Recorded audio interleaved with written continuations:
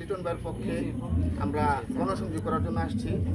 আর আমরা সামনে নির্বাচনে লিটন ভাইকে যেন এমপি বানাতে পারি সেই লক্ষ্যে আমাদের এই প্রচেষ্টা এখন।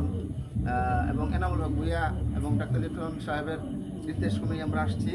আপনারা জানেন যে লিটন ভাই 2001 থেকে 2006 সাল পর্যন্ত এমপি না থেকেও ত্রিশালের নজরুল বিশ্ববিদ্যালয় সহ রাস্তাঘাটের মসজিদ মাদ্রাসা উন্নয়নের প্রতি অনেক অবদান রেখেছেন এবং আমরা যদি সামনে এমপি বানাইতে পারি এবং যদি আমাদের দল সরকার গঠন করে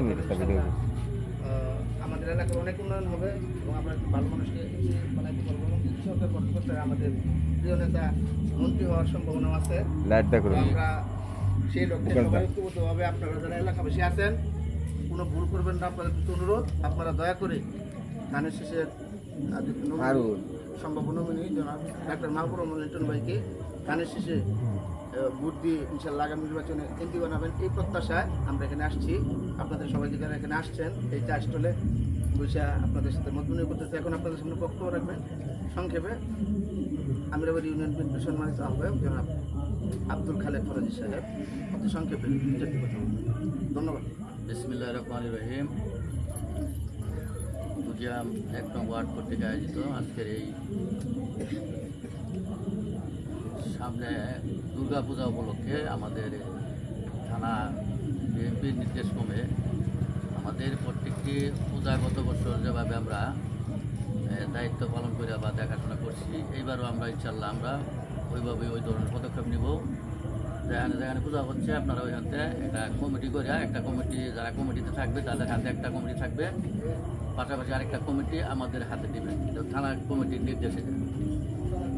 বিশেষ করে আমাদের সালের আমাদের ইউনিয়নে যে কমিটি দিয়েছে 2021 সালে, আজকে প্রায় 4 বছর অবৈধ হচ্ছে।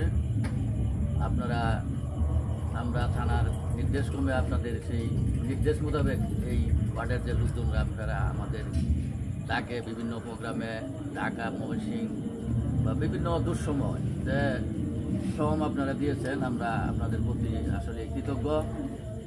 পাশাপাশি আমরা যে শ্রম দিয়েছি আমরা যদি আমরা শেষ পর্যায়ে আমরা একটা সফলতা অর্জন করতে না পারি তাহলে আমাদের এই শ্রম আর কোনো মূল্য রইল না। সামনে 26 ফেব্রুয়ারিতে নির্বাচন হওয়ার সম্ভাবনা আছে ইনশাল্লাহ। নির্বাচন যদি হয় তা আমাদের ডাক্তার মাহবুব রহমান লিটন সাহেব নমিনেশন পাবে ইনশাল্লাহ। আমরা সকলেই ভেদাভেদ ভুলে গিয়া কারো প্রতি কারো কোনো যদি হিংসা বিদ্বেষ থাকে আমরা ওইগুলি সব কিছু ভুলে গিয়া আমরা সকলে ঐক্যবদ্ধভাবে একজন ভালো মানুষ, একজন নম্র ভদ্র মানুষ, একজন সৎ মানুষ, একজন যোগ্যতা সম্পন্ন একজন ব্যক্তি আমরা পেয়েছি ত্রিশাল। এটা আমাদের সৌভাগ্য। আমরা কারো প্রতি হিংসা রেখে যদি আমরা সার্বিক ত্রিশালের উন্নয়নের বিষয়গুলো চিন্তা না করি তাহলে আমি মনে করি যেটা আমাদের আমরা একটা ভুল সিদ্ধান্ত। আমরা চাই ত্রিশালের উন্নয়ন হোক। ত্রিশালের উন্নয়ন উনি 2001 সালে দায়িত্ব নিয়ে আসার পরে উনি মোটামুটি 3-4 বছর যে উন্নয়নমূলক কাজকর্ম করছে। পাশাপাশি আপনার বকার বাজার থেকে যে রাস্তা 1 কিলো রাস্তা উনি কিন্তু উদ্বোধন করছে। এই রাস্তা যদি ওই পর্যন্ত না হইতো তাহলে কিন্তু এদিকে আসার কোনো সম্ভাবনা ছিল না। এর পরবর্তী সময় তো আর দায়িত্ব নাই, আওয়ামী লীগ সরকার পিছনে গেছে, আওয়ামী লীগের এমপি হয়েছে, তারা কি করছে না করছে এটা আপনারা জানেন। আমি বলবো সকলকেই আপনারা যেভাবে কষ্ট করছেন সামনের নির্বাচনে আমরা সকলেই ঐক্যবদ্ধভাবে আমাদের থানা নেতৃবৃন্দ যারা আছে তাদের নির্দেশ অনুযায়ী আমাদের ডাক্তার মাহবুব রহমান লিটন সাহেবকে আমরা এমপি বানাবো। এমপি বানাইতে পারলে আমাদের তার যে যোগ্যতা সে মন্ত্রী হবে ইনশাল্লাহ। মন্ত্রী যদি হয় তো তার সারা ত্রিশালের উন্নয়ন হবে। আর উন্নয়ন পিছনে কি করছে এটা অনেকেই হয়তো আমাদের দীর্ঘদিন হয়ে গেছে, প্রায় 20 বছরের মতো গেছে পিছনে। যার বয়স 25 তারা কিন্তু এটা অনেকে জানে না বা বলতে পারত।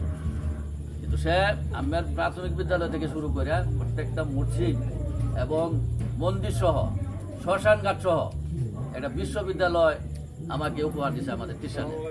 আজকে সারা বিশ্বের মধ্যে একটা মানচিত্রে আছে আজকে ত্রিশাল আজকে পরিচিত হয়েছে কেমনে। আজকে ত্রিশালে একটা বিশ্ববিদ্যালয় হয়েছে, পূর্ণাঙ্গ একটা বিশ্ববিদ্যালয়। এটা সম্পূর্ণ আমাদের নেতা ডাক্তার মাহবুব রহমান লিটন সাহেবের অবদান। এই ময়মনসিংহ ডিস্ট্রিক্টে কোনো নেতা নাই যে এইরকম একটা ইতিহাস করে তারা দেখাইতে পারবো।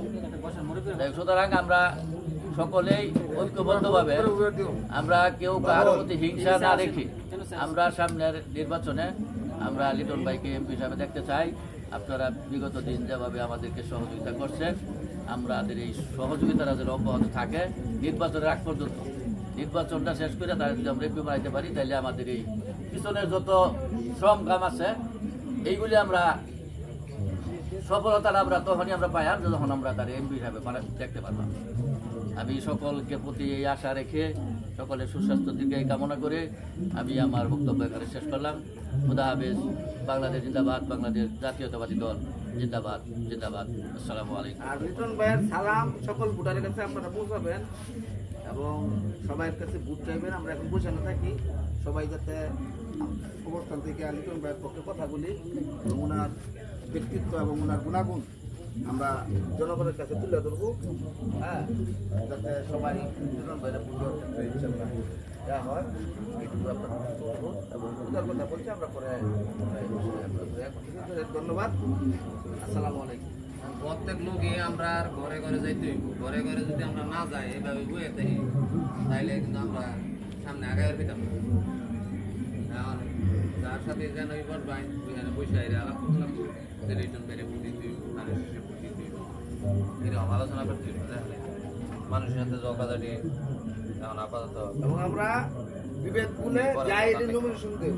আমি লিটন ভাইয়ের পক্ষে ঠিক আছে, কিন্তু দানের শেষের পক্ষে দেবো, তাই না? দানের শেষের পক্ষে এটাই আমাদের মানে ওয়াদা। ঠিক আছে, তাহলে আর এমনি এমনি দু একটা আচ্ছা ওই সত্তর এখন ক্লোজ করে ক্লোজ করে পরে ছবি তুলবেন।